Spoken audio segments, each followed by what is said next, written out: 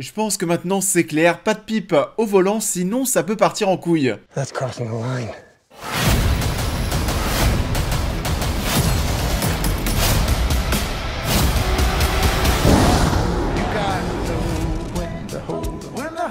Bonjour à tous, j'espère que tout le monde va bien et on se retrouve en ce vendredi pour parler du nouveau film de Zack Snyder. Zack Snyder dont on a beaucoup parlé en ce début d'année avec la fameuse sortie de son Snyder Cut.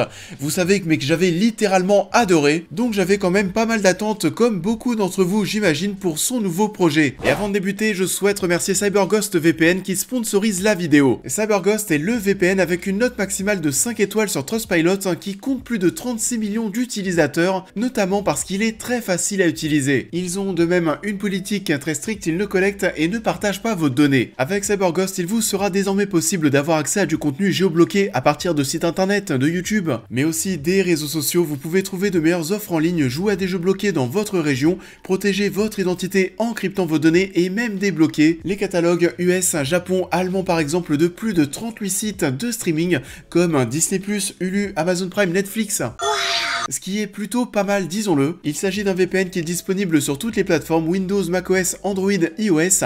Avec un seul abonnement, vous pouvez protéger jusqu'à 7 appareils. Donc, vous pouvez le partager avec vos amis et votre famille. Pour en profiter à fond, CyberGhost vous fait bénéficier de leur meilleure offre à seulement 1,95€ par mois, plus 4 mois gratuits, ce qui représente 84% de réduction.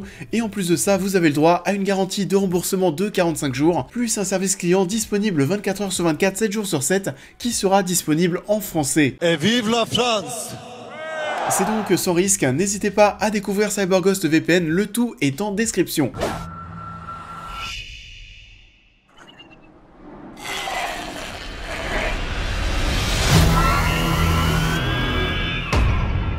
Revenons sur Army of the Dead. Profitant d'une attaque de zombies à Las Vegas, un groupe de mercenaires fait le pari fou de s'aventurer dans la zone, et tout ça pour tenter le braquage le plus spectaculaire de tous les temps. Et d'ailleurs pour information, j'ai découvert le film au MK2 Paradiso en avant-première durant la semaine. C'est un hôtel, un cinéma, je pense que vous en avez entendu parler, c'était très cool. En gros, bah voilà, t'as ta salle de cinéma qui est dans ta chambre, ça faisait du bien en cette période Covid de retrouver des événements avec pas mal d'animations qui étaient sympas, donc bravo, voilà, c'était vraiment top, ça faisait plaisir. Et du coup oui, ce projet revient un petit peu d'entre les morts, c'était un projet qui devait être à l'origine une suite de l'Armée des Morts de Zack Snyder qui était sorti en 2004. Ça a pris beaucoup de retard, au début ça devait se faire avec Universal puis Warner, au final ça arrive aujourd'hui avec Netflix. C'est un film qui va être assez bizarre sur pas mal d'aspects, des aspects sur lesquels on va revenir bien sûr. Déjà dans un premier temps, vu qu'on parle de films de zombies, je pense que c'est un film de zombies qui sera assez particulier pour beaucoup de personnes. Si vous êtes fan de films, si vous êtes fan du genre, si vous êtes un fan de films de zombies, je suis pas sûr que ça vous convienne. Pour la simple et bonne raison que, les zombies ne sont pas forcément des zombies. Enfin voilà, on est bien loin de l'image des zombies qu'on se fait habituellement. Vous savez, généralement les zombies, même si oui, c'est considéré comme des créatures dangereuses, c'est pas forcément si dangereux que ça avance de manière très lente, t'as vraiment le temps de pouvoir les attaquer, les tuer. Les zombies en fait, c'est vraiment dangereux lorsqu'ils sont en groupe, lorsque t'as une horde de zombies qui se rapproche de toi, et bah là en fait, tu te retrouves avec des créatures qui sont très vives. Et c'est assez spécial, mais on va avoir des zombies normaux, mais aussi des zombies alpha qui vont être des êtres plus intelligents, qui ont vraiment un cœur, qui ont des émotions. On n'est pas sur des monstruosités qu'on a l'habitude de voir, etc. On a aussi un tigre zombie qui sert pas forcément à grand chose. What is this? It's a goddamn zombie tiger. Mais là où je voulais en venir lorsque je vous disais qu'on était face à des zombies qui étaient plus vifs que d'habitude, c'est qu'on est vraiment face à des créatures qui se battent, qui kick, mais de manière vraiment, enfin voilà, on dirait vraiment des zombies qui sont habitués à se battre, qui font des arts martiaux, je sais pas. C'est des zombies de la street qui se battent vraiment, c'est très bizarre à regarder, et c'est pour ça que je vous disais que voilà, je pense que pour des gens qui sont très fans de films de zombies, qui en ont vu beaucoup dans leur vie, je pense que ça pourrait vous faire un petit peu bizarre. Sinon on peut parler désormais du scénario, mais alors oui, comme je vous le disais, on va rester dans une critique sans spoil, mais oui, comme je vous le disais, l'introduction du film qui est disponible d'ailleurs un petit peu partout sur internet, je pense, en tout cas j'ai cru voir ça, tout part, oui, d'une évasion d'un zombie qui était en train d'être amené d'un point A à un point B, sauf que ce véhicule qui est en train de conduire ce premier zombie va avoir un accident à cause d'une personne qui est en train de se faire fellationner au volant. Et le but de cette mission, ça va être d'envoyer une unité au sein de Las Vegas qui est devenue une ville totalement zombifiée. C'est un bordel. L'objectif, ça va être de rejoindre le cœur de la ville pour récupérer beaucoup d'argent, des millions de dollars, et tout ça avant le 4 juillet, parce que le 4 juillet, date de fête nationale aux États-Unis, a été la date qui a été choisie par le président pour envoyer un missile nucléaire pour éradiquer toute la ville, parce que c'est cool. Ça en dit là aussi un petit peu long sur le projet, on l'a vu aussi avec l'affiche, c'est très coloré, ça se veut très fun. Ça peut être aussi un petit peu étonnant de la part de Snyder, on parlera aussi tout à l'heure du style Snyder. C'est un film qui a une histoire au final qui est assez creuse. Et c'est vrai que là, lorsque je vous balance le pitch d'Army of the Dead, on a parlé d'une unité qui doit rejoindre Vegas, donc un endroit qui est blindé de zombies pour récupérer quelque chose. Est-ce que ça ne vous rappellerait pas un autre long métrage dont on a parlé il y a pas longtemps sur la chaîne qui s'appelle Peninsula? 미쳤어? 거길 또 들어간다고?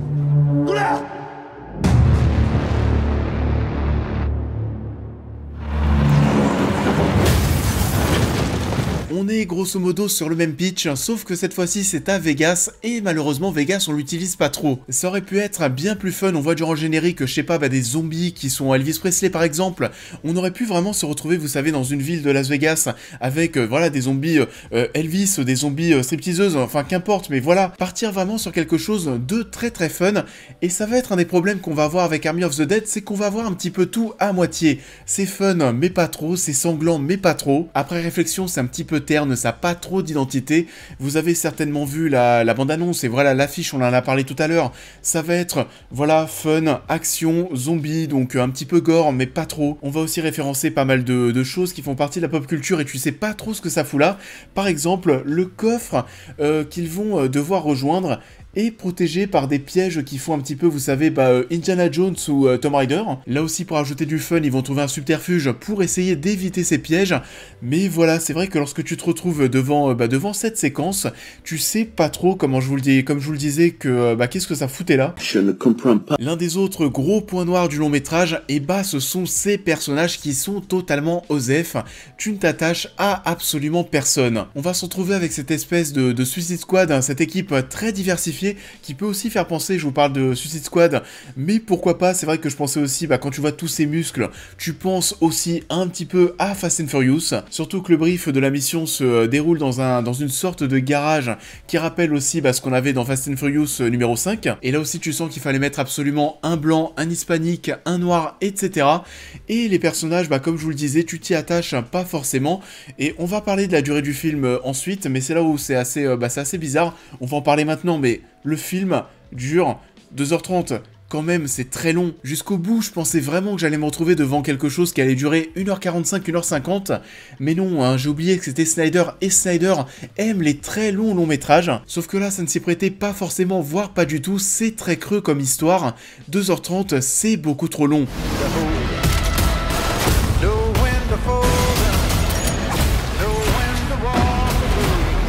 Lorsque le long métrage se termine, c'est très paradoxal, tu sens que t'as passé du temps avec ces personnages parce que oui, c'est 2h30 de film, mais à côté de ça, t'as l'impression de pas les connaître, tu t'y es pas attaché, peut-être parce qu'ils sont beaucoup, est-ce que c'est vrai que t'es sur une équipe qui est quand même assez conséquente, je pense que voilà, ils sont presque une petite dizaine, je pense. Il y a des personnages qui vont apparaître au bout d'un certain moment, il y en a d'autres qui vont totalement disparaître. Je pensais à la pilote d'hélicoptère qui va disparaître durant quasiment tout le long métrage et qui va revenir à la fin et qui va redisparaître. On est vraiment sur un balèque total de tous les côtés concernant les personnages. Ça me fait quand même un petit peu plaisir de voir Bautista en rôle principal, lui qui est en train de prendre de plus en plus de poids dans le paysage cinématographique et le paysage hollywoodien. Non, vraiment, en fait, au niveau des personnages et de l'histoire, c'est pas forcément bon, c'est même assez raté. Du coup, de quoi est-ce qu'on a parlé jusque là? On a dit que c'était un film de zombies qui était pas forcément ouf, avec une histoire et des personnages qui étaient creux, mais est-ce qu'on reconnaît au moins la patte Snyder, cette patte qui est quand même assez spectaculaire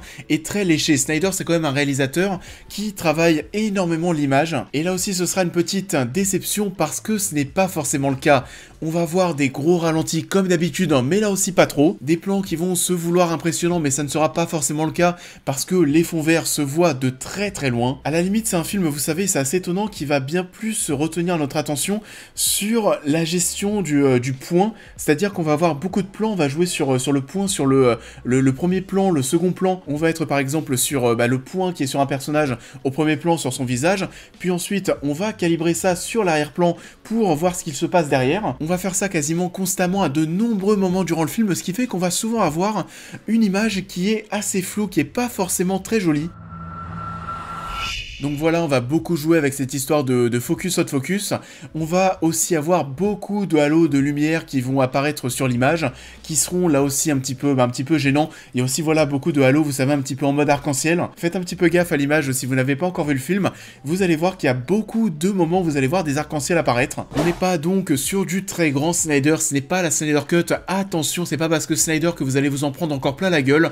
Vous serez sinon un petit peu déçu. On a un petit peu l'impression cette fois-ci, oui, d'être face à un Zack Snyder qui s'est mis en mode télévision. On est sur un film qui n'est pas forcément un grand film de cinéma. C'est donc un tout petit Snyder, et d'ailleurs si vous vous lancez sur le visionnage d'Army of the Dead sans savoir que c'est lui qui le réalise, je pense que très peu de personnes peuvent le remarquer. Comme je vous le disais, il n'y a pas des passages ultra spectaculaires, les gros ralentis qui s'éternisent, il y en a quelques-uns mais pas non plus des masses. À la limite, s'il y a peut-être un truc qui peut vous faire penser que c'est juste Snyder, on va avoir des personnages mais aussi des zombies qui sont ultra musclés, et on sent que Snyder aime les muscles. On va le voir dans son DCU avec Henry Cavill, avec Ben Affleck, on va le voir aussi avec sa façon de filmer les Amazones. On sent qu'il aime les personnages qui sont forts. Mais sinon, c'est peut-être en fait l'une des seules choses. C'est pas un film qui est très surprenant, encore une fois, au niveau de son scénario. Il y a beaucoup de choses qui sont prévisibles, que ce soit au niveau des personnages. Il y en a, en fait, tu sais déjà qui va mourir, qui va survivre, qui va mourir à la fin. T'as l'impression que tout est déjà téléphoné, même en termes de mise en scène. Il y a une scène à la fin, c'est pas du spoil, encore une fois, mais voilà, il y a l'hélicoptère, et tu sens en fait en face qu'il y a 2 blocs, et tu le vois venir gros comme une maison. Tu sens qu'il y a forcément un personnage qui va s'élancer, qui va courir et qui va monter sur les blocs l'un après l'autre pour sauter sur l'hélicoptère avec un gros ralenti à la Snyder, et bien sûr ça va arriver. Vous l'avez compris, c'est bien dommage, mais malheureusement, même si j'aime beaucoup Snyder et que j'ai vu le film dans de très bonnes conditions, je n'ai pas forcément apprécié Army of the Dead. C'est un film qui va vraiment se tirer une balle dans le pied, surtout au niveau de sa durée, c'est beaucoup trop long. Et sinon à part ça, même si certains aspects pourront être un petit peu sympathiques, c'est un film qui manque quand même un petit peu d'identité, ça ne sera pas marquant. Ça en est tout pour cette critique, j'espère qu'elle vous aura plu comme d'habitude. Je vous invite à la liker, à la partager, à me dire en commentaire ce que vous avez pensé de l'œuvre en question, à me suivre sur l'intégralité de mes réseaux sociaux pour plus de news et réactions à l'actualité, mais aussi à devenir membre soutien si vous souhaitez soutenir mon travail, et on va se retrouver très vite sur la chaîne pour cette prochaine critique.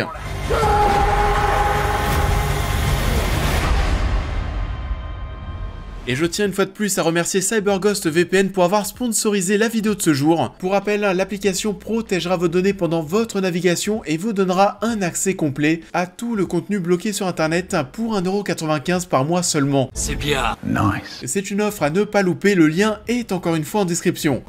Du coup, on va se retrouver très vite pour de nouvelles critiques avec la réouverture des cinémas. Il y a aussi la vidéo tant attendue, je sais, vous me la demandez, sur les versions longues du Hobbit qui arrive. J'ai pas mal de taf en ce moment, mais on va essayer de faire au plus vite. Donc je vous souhaite une très belle fin de semaine et je vous dis à très vite.